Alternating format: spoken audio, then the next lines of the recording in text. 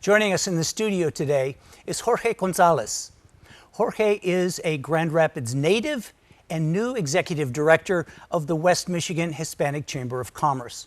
Jorge, thank you so much for joining us in the studio today. Thank you for inviting me. Yeah, it's really great to have you. And again, congratulations on your new appointment. You've been in the saddle for a couple of months now. How's it going? It's going great. Actually, I'm almost close to my 90-day mark. So after 90 days, I'll be official. So off probation? Yes, after probation. Okay, good. Well, if you need a good word put in for you, I'll talk to Paula. Thank you.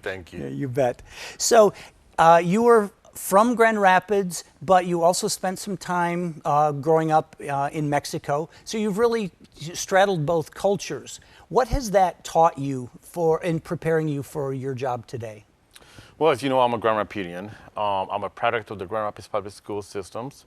I'm a proud alumni of Grand Valley State University. Go Lakers. But yeah, during my lifetime, I actually spent some time in Mexico when I was a little kid. So I also had a couple years of education, in Mexico, and taught me both cultures. And my parents being immigrants from Mexico, we only spoke Spanish in the house and only had Mexican food. Once in a while, we would go out, for fast food. But really grew up with, being in two different worlds. Going to school, I would be acculturated, sometimes even assimilated, and we're going to discuss this in a little while. But at home, I was strictly, Mexican. And I began to appreciate both cultures. Mm-hmm. Mm-hmm. So you had mentioned acculturating and assimilating, and we were talking earlier about the difference. What's your sense for how that works? Well, it's funny you asked me that because that's something that I'm working with, with my kids now. As you know, Alan, I have 5 kids, and 2 of them being teenagers. And we have done a good job of making sure that, they learn their ancestry, their ethnicity. But also being in a predominantly white school, I don't want them to be assimilated. I want them to be acculturated, that they're still proud of their ethnic origin or heritage, but also being proud of being an American and being proud of, where, for example, on Thanksgiving, we can have tamales, but we can also have apple pie, so acculturation. Sure.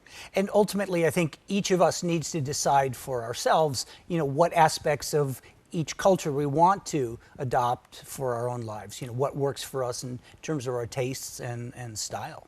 And I think that's, very, very true. I am not gonna impose on them, where, which culture they want to be dominant in. I think that I don't want them to lose, their Latino culture. So therefore, when we had talked earlier, assimilation is basically just, blending in, just becoming part of the major culture, where acculturation is you're aware, you have different cultures, and that's where I want them to learn, about acculturation. Well, I think we've started to move on in that conversation. We were saddled with that language from the early 1900s about the melting pot, and I think we're finally moving to this metaphor that we're more of a salad bowl, that you can jump in and join the crowd, but if you came in as a cucumber, you can still be a cucumber and participate as part of the salad when everyone else can be there, tomatoes and carrots. Right. That's a great analogy. And I can use the same analogy for what I do now as executive director of the West Michigan Hispanic Chamber of Commerce. Most people don't understand why the need for a Hispanic chamber when there are, the Grand Rapids Chamber and other chambers, and we are partnering with the other chambers, to provide programming, but with that idea that immigrant community, especially from the Hispanic Latin American countries, come here with a high entrepreneurial spirit, but yet they don't know the ins and outs of business administration or how to properly start a business, finances, legal, PR, social media, so many things that they're still lacking, and because they're not acculturated yet, they haven't mastered the English language. We are here to assist them in that way, So we see ourselves almost as a connector between both cultures. Sure. And we want, the Latino entrepreneur that predominantly speaks Spanish to be acculturated, to enter the mainstream market. Because while we're 17 to 20% of the population according to the census, you're still missing the other 80%. And what better way, to increase your business sustainability by, just being inclusive. And that's why acculturation is very important to me. Sure, because as my dear old friend Rick Wilson used to say, if you're not paying attention to a certain segment of the market, you're leaving money on the table. That's and right. if you're in business, you welcome everybody's money, everybody's business. That's right. So learning how to do business with the 80% as well as the 20%. And vice versa. We have a lot of our members that are, corporate America, big corporations. And because to them, diversity and inclusion, it's a big factor. They are looking to join, and they are members of the Hispanic Chamber for the same purpose. How do we tap into the Hispanic market? Because that's 20% of the market. So they are also looking at it like, hey, it's money left on the table. And so you're a bridge working in that other direction as Yes. well. Yeah. So I used to say I'm a bridge, now I say I'm a connector. So I connect both worlds. That's awesome. That's awesome. We were talking earlier about education and the importance of that. You've got 5 kids. Talk about the importance of education to you. It's very important because one of the things that I can tell you, and I told you my life story, I have 2 brothers and 1 sister. I'm the only one that actually made it, first one from my family to graduate from college. Mm-hmm. My other siblings, they finished high school. Well, not all of them, but the point is that because of life choices they made, we have conversations and how they regret not have gone to school, not have taken the opportunities that our parents gave all 4 of us. Mm-hmm. And now, their employment, it's not as, high caliber as they wanted it to be. They've maybe created some ceilings on their advancement. And as you know, the stats that we spoke about, mm-hmm. How that college degree over the lifetime of, so many years can be the difference of, asset building or wealth building versus just having a high school diploma or not a high school diploma. And then what do you pass on to your kids? Right. From that legacy, that standpoint, and how successful, how able are you to fund your own kids' college education? And, for example, in my household, we don't even talk about if you're going to college. We talk about when you're going to college and where you're going to college. So mm-hmm. They're already looking. We have done college tours, but it's because of that. I keep pushing, and not so much because once they graduate, they can do whatever they want to do. But I want them to have that education. Education opens up your mind, makes you a better person, mm-hmm. Teaches you how to view the world, through different lenses. And how to cope with other people and other people's opinions. So one thing that I always say, as a Latino, they can take everything away from me. My house, my car, they can take, everything, but they cannot take my education because that's up here. Mm-hmm. And that's why, to me, it's so important. Sure. And I think it's really inspiring to think about, your parents came here from very humble beginnings, and now here's their son, representing the Hispanic Chamber of Commerce and setting a new trajectory for his kids. And so really, this option for upward mobility is really inspiring. And I think you hit on something that, even for my nephews and nieces, they look up to Uncle Jorge as, as an example of, someone that, he's popular in the community because everywhere we go, festivals, or, I'm very involved in the community. Mm-hmm. Or, and I, like you, I'm not as popular as you are, but, people know me out there, and it's, I'm planting the seed on them. Yeah. That's the reason why you want to be educated. That's why you want to be involved in your community. That's the reason why, you want to think ahead and you want to be better. So breaking that cycle. Mm-hmm. Mm-hmm. We have to wrap up in just a little bit, but in the Hispanic community, family is really important. Can you tell our viewers, especially our non-Hispanic viewers, how that importance or that understanding is good for understanding the Hispanic community and doing business? And that's one of the things that we're working on actually as a chamber, that when it comes to cultural competency, and I'm glad you brought it up, we do business through family. So once we gain your trust, we'll go to you as a business. But please understand that if you're a banker, or you're an insurance agent, or even if you're a hospital, if we go, we're bringing the entire family.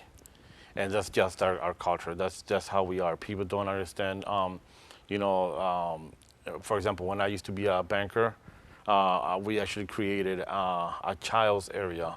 So when they came in to sign the mortgages or the equity loans, we had the kids on a play area, kind of like you see at the dentist office or the hospital, but because it's being intentional of, for example, our business expo that we're going to be doing very soon. That's one of the components that we're adding. How do we make it family oriented? So that way, when we bring in the Hispanic community, the business expo vendors or exhibitors want to have connection, want to have the exposure to the Hispanic community. Well, it's not just going to be grown-ups that are coming. They're going to bring their kids because it's, once again, we're family oriented. Sure. And I think that really communicates a lot to the non-Hispanic community doing business there, that if this is important and you figure out how to encourage or how to incorporate some of this understanding in your business practices, you're going to be more popular with this 20% of the community, and make yourself more available to that business. Yes. Yeah. Awesome. Awesome.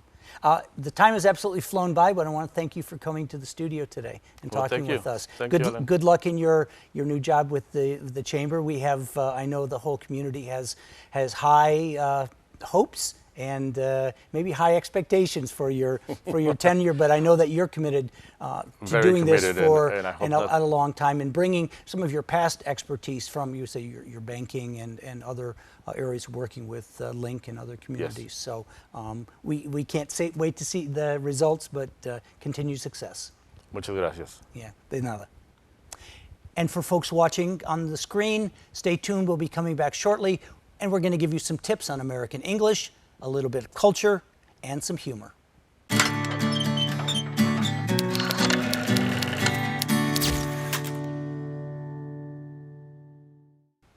One topic that usually comes up around the water cooler is sports. Americans love sports, and you can usually find someone at work willing to talk about his or her favorite one. The one complaint I hear from internationals living and working here is soccer, or rather the lack of soccer conversations. As I said, we love our sports, but we have so many to take our attention, including a number that were invented here. In order of popularity, based on revenue or participation, Americans like football, baseball, basketball, ice hockey, then soccer, tennis, golf, wrestling, and car racing. The funny thing is, this is probably the one country in the world where soccer ranks so low. On the other hand, American football is only played or watched by 5% of the world's population. With baseball, it's only a little higher. 13% of the world has access to playing the sport or watching it professionally in their countries.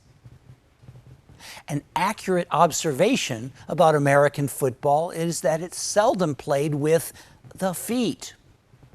The average professional football game has 70 plays, and yet only 9 or 10 of them involve kicking. In this regard, the sport would more appropriately be called handball, because 87% of the plays involve holding, throwing, or catching with the hands. The good news is that soccer is on the upswing in the U.S. More youth soccer leagues are being organized across elementary schools and in their communities. In my case, I grew up never watching soccer, but when my daughter joined a youth soccer league, I was invited to be an assistant coach, which forced me to learn the rules. Today, the U.S. has a professional soccer league with both American and international players. On the international level, the U.S. women's team has won the World Cup, and the men's team has started advancing into the knockout rounds. If you want to keep up the conversation about the world's beautiful game, you might try organizing a workplace betting pool for the World Cup. During that month-long event, you could schedule game watch parties after work or on the weekends. And there's nothing like a little friendly office-wide wagering to keep people's attention.